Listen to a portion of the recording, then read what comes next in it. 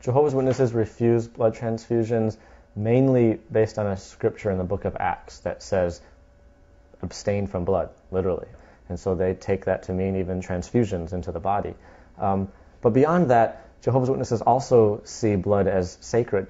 It's what life is from. Jesus shed his blood for mankind's sin, for mankind's salvation. So they see that as just something not to tinker with, that it was a commandment from God, and so they're going to honor that.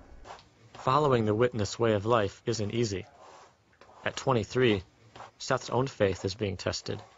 My health condition that I'm facing right now, it's called sclerosing cholangitis. Definitely went from something I thought was minor to now something very serious. Do you have any more Prograf, Mom? A rare genetic disease has been attacking Seth's liver since he was a teenager. Jehovah's Witnesses accept most medical treatment. Seth takes 30 pills a day and gets nightly injections to keep his liver functioning. However, he'll need a liver transplant. Seth wants the transplant. But as a Jehovah's Witness, he won't take a blood transfusion, even his own stored in advance. And without blood, hospitals won't take him. When Jehovah's Witnesses refuse blood transfusions, it caused extreme tension between the medical establishment and the religion. And when blood transfusions became common in the 1950s, doctors would force the blood on witnesses against their will. And witnesses said, look, we're not against medicine. Treat us, just find a different way other than blood.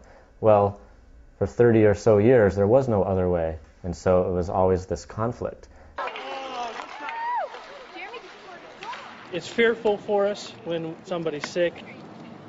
All Jehovah's Witnesses carry that little card with us in our wallet. If I drive home tonight after playing hockey and get into a car accident, this is something that'll hopefully protect me if I'm unconscious and not able to make the stand that I've already prepared myself to make. They believe that God has the right to set the standards of what's right and wrong, and that those standards, when adhered to, are always going to be bringing blessings to those who are obedient to them. So they don't feel like they're being pressured into not taking a blood transfusion. This is not mere compliance to some organizational dictum. It's their personally deeply held religious beliefs that that's what God expects of those who serve him. When HIV and AIDS came along in the 1980s, suddenly the medical establishment had a reason to take another look at blood. And here were these witnesses all along saying, hey, we don't want blood, try something new. So in a bizarre kind of confluence, they decided to work together after being antagonists for so long. USC will perform Seth's surgery to meet the religious needs of Jehovah's Witnesses. In turn, the hospital gets to test out new technology on them. The aim is to limit blood loss to the point where most transfusions are unnecessary. USC thinks bloodless surgery should be the new standard for everyone.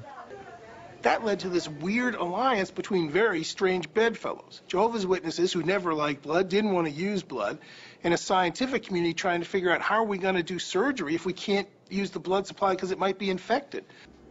You certainly start thinking about, was this the right thing to do?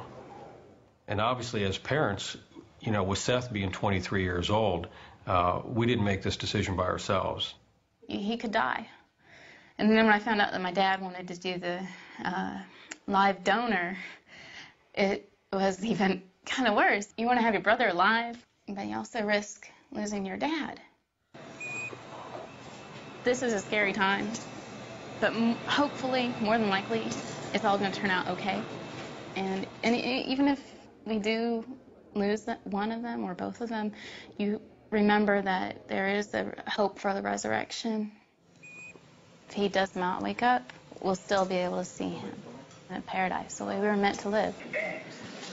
Everything was accomplished and really surprised. I woke up, and I was like, oh, I feel a lot better. And it's like a really big change. We're very happy with the results. So it's really interesting to me to see how a religious belief, when accommodated, can actually benefit the rest of society, because now in many hospitals, you and I will receive bloodless surgery and not even know it. Of course, if we needed blood, we would get it, but doctors seem to be pushing to this new frontier.